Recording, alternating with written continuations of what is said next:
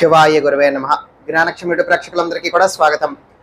మీ ఇంట్లో మీ యొక్క కుటుంబంలో మగవాళ్ళైనా కావచ్చు, ఆడవాళ్ళైనా కావచ్చు, ఎవరైనా సరే మీ యొక్క అత్తతో మీకు పడట్లేదు, లేకపోతే మీ యొక్క కోడలతో పడట్లేదు, మీ యొక్క అల్లుడితో పడట్లేదు, లేకపోతే మీ యొక్క తమ్ముళ్ళతోనో, అన్నయ్యలతోనో, లేకపోతే మీ యొక్క కుటుంబ సభ్యులతోనో, ఇంట్లో ఉన్నటువంటి మీ యొక్క భర్త, మీ యొక్క భార్య, మీ యొక్క అక్క, మీ యొక్క చెల్లి, ఎవరైనా సరే మీలో మీకు పడట్లేదు అనుకోండి, ఎవరితోని కూడా మీకు ముఖ్యంగా పడట్లేదు అనుకోండి.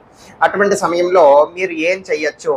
ఇప్పుడు నేను ఒకవేళ ఇలాగ పడకపోవటానికి గనక కారణము మిస్కమ్యూనికేషన్ అనుకోండి.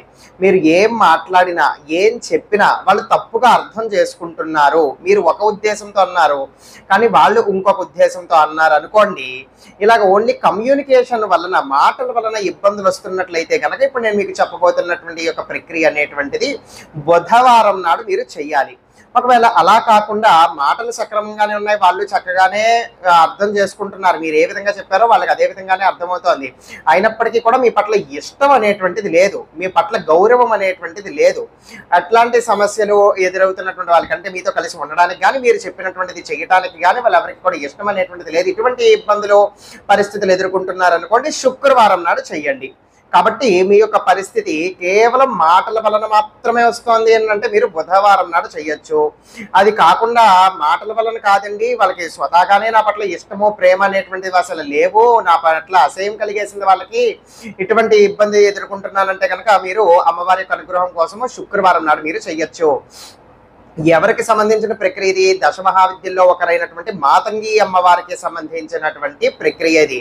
మాతంగి అమ్మవారు మీ యొక్క మాటలకి విలువని, గౌరవాన్ని, ఆకర్షణ శక్తిని కలుగజేస్తారు. అంతేకాకుండా మీరు కోరుకుంటున్నటువంటి వ్యక్తులు కావచ్చు, ఒకవేళ ప్రత్యేకంగా కోరుకుంటున్న వ్యక్తులు కాకపోతే మీ యొక్క కుటుంబ సభ్యులు, మీ యొక్క కుటుంబంలో అందరికీ కూడా మీ పట్ల ప్రత్యేకమైనటువంటి ఇష్టత, ఆకర్షణ, అభిమానం ఇవన్నీ కూడా కలగజేస్తారనమాట. ప్రతి ఒక్కరు కూడా ఆదరణ అనేటువంటిది మీకు లభిస్తుంది అనమాట. ఎందుకంటే ఆవిడ జనాకర్షానికి కూడా ఆవిడ అధిదేవత కాబట్టి. మరి అమ్మవారికి సంబంధించి ఇప్పుడు మీరు బుధవారం కానీ శుక్రవారం నాడు కానీ ఈ విధంగా ఎంచుకున్నారు కదా, ఏ సమయంలో చెయ్యాలి అని అంటే దీనికి ముఖ్యంగా ప్రిఫరబుల్ టైము ఏది అని అంటే ఉదయం 6 నుంచి 7:30 మధ్యలో ఈ యొక్క ప్రక్రియ అనేటువంటి చేయడానికి ప్రయత్నించండి. మరి మాకు ఆ సమయంలో కుదరదండి, వేరే సమయంలో చేసుకోవచ్చా అని అంటే కనుక నేను ఇప్పుడు వరకు చెప్పిన ప్రక్రియలో ఈ సమయం కుదరకపోతే మళ్ళీ సాయంత్రం కూడా ఈ విధంగా చేసుకోవచ్చు నేను చెప్తున్నా. ఏదన్నా ప్రత్యేకంగా నేను చెప్పలేదు అని అంటే కనుక నా ఇష్టానుసారం మార్చడానికి లేదు, చెప్పినట్టు విధంగా మీరు ఆచరించగలిగితేనే దాని ఫలితం వస్తుంది. మీ సౌకర్యాన్ని చూసుకుని మీరు చేస్తాను కానీ ఫలితం మాత్రం వచ్చేయాలి అంటే అన్ని విధాలుగా అన్నిసార్లు కూడా ఆ విధంగా జరగదు.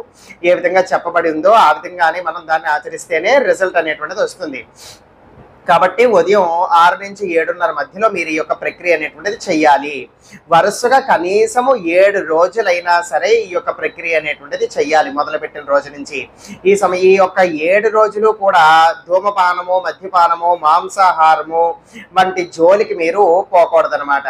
ఈ విధంగా చేస్తూ ఇప్పుడు ఏం చెయ్యాలి? ఈ యొక్క సమయంలో మీరు శుభ్రంగా స్నానం ఆచరించి ఏకాంతంగా ఉండేటువంటి గదిలో కానీ, పూజా మందిరంలో కానీ చక్కగా కూర్చోండి. ఏదైనా ఆసనం కానీ, చాప కానీ ఏదైనా కూడా వేసుకుని కూర్చోవాలి. పీట కానీ ఏదైనా సరే కటిక నేల మీదన కూర్చోకూడదు. ఈ విధంగా కూర్చోండి.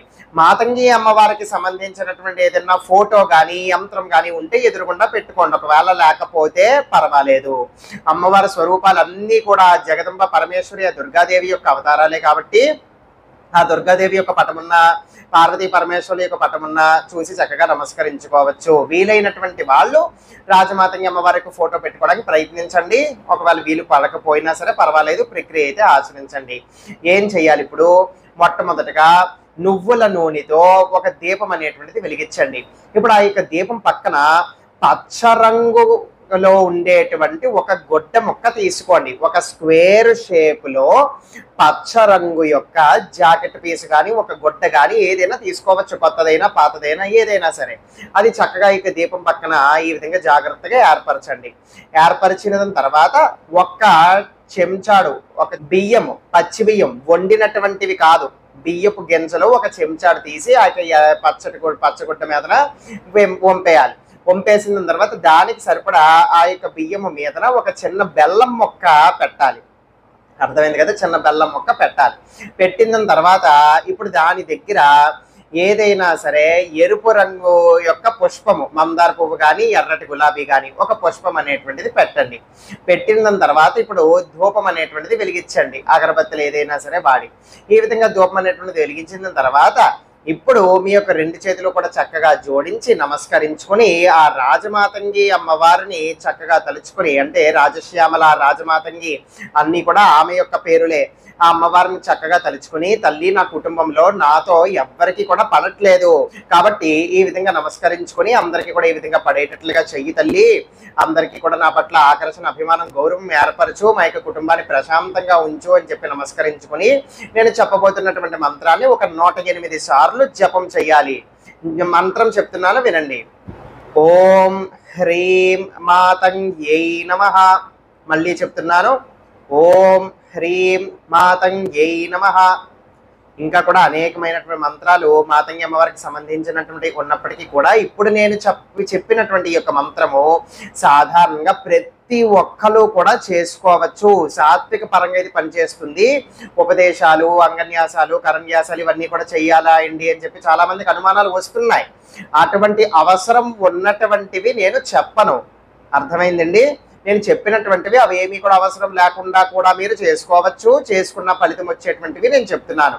ఇప్పుడు నేను మీకు చెప్పినటువంటి మంత్రం కూడా అదేవిధంగా ప్రతి ఒక్కరు అందరూ కూడా పూర్తి నమ్మకంతో రాజశ్యామల అమ్మవారి మీద పూర్తి భక్తితో ఇష్టంతో చక్కగా చెయ్యండి. ఈ విధంగా 108 సార్లు జపం పూర్తయిపోయిన తర్వాత ఇప్పుడు మీరు ఏం చేయాలి, మళ్ళీ కూడా ఒకసారి ఆ రాజశ్యామల అమ్మవారిని తలుచుకుని నమస్కారం చేసుకుని ఈ పచ్చ గుడ్డలోని ఇప్పుడు బియ్యము, బెల్లం ముక్క, పుష్పం అనేటువంటి ఉన్నాయి కదా, చక్కగా మడిచేసి మూట కట్టేసేయండి. ఏవి కూడా జారిపోకూడదు, ఏవి కూడా ఒలిగిపోయి పడిపోకూడదు బయటికి. ఆ విధంగా చక్కగా దాన్ని మడిచి మూట కట్టేసేయండి, ముడి వేసేయండి. వేసేసిన తర్వాత ఇది మీ యొక్క బియ్యము డ్రమ్ ఉంటుంది కదా, అంటే రోజు కూడా మీరు వండుకోవటానికి బియ్యము ఒక డ్రమ్ములో వేసుకుని ఉంటారు. ఉత్తమం ఏమిటి అని అంటే అటువంటి బియ్యము డ్రమ్ములో దీన్ని పెట్టడం అన్నమాట.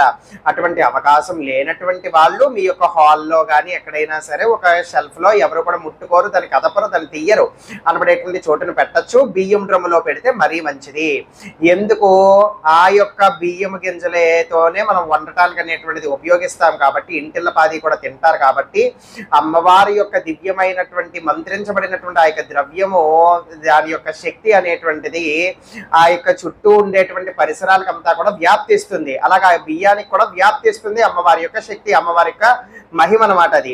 ఆ బియ్యాన్ని మీరు ఇప్పుడు వండటానికి ఉపయోగిస్తారు కాబట్టి ఆ విధంగా ఉండినటువంటి బియ్యం అందరూ కూడా తింటారు కాబట్టి అందరికీ కూడా అమ్మవారి యొక్క అనుగ్రహం వలన వాళ్ళ యొక్క మనసు ప్రశాంతతగా ఉండడం, అందరితోని కూడా సఖ్యతగా ఉండడం, ఇష్టంగా ఉండడం, ప్రేమగా ఉండడం అనేటువంటివి జరుగుతాయి. మీరు దేనికోసమైతే చేశారో మీ యొక్క కోరిక తీరేటువంటి విధంగా, మీకు అనుకూలించేటువంటి విధంగా అమ్మవారు మీ యొక్క కుటుంబ సభ్యుల యొక్క మనస్తత్వాన్ని అన్నింటినీ కూడా మార్చడం అనేటువంటిది జరుగుతుందన్నమాట. అర్థమైంది కదా? సర్వే జనా సుఖినో భవంతు. శివార్పణమస్తు.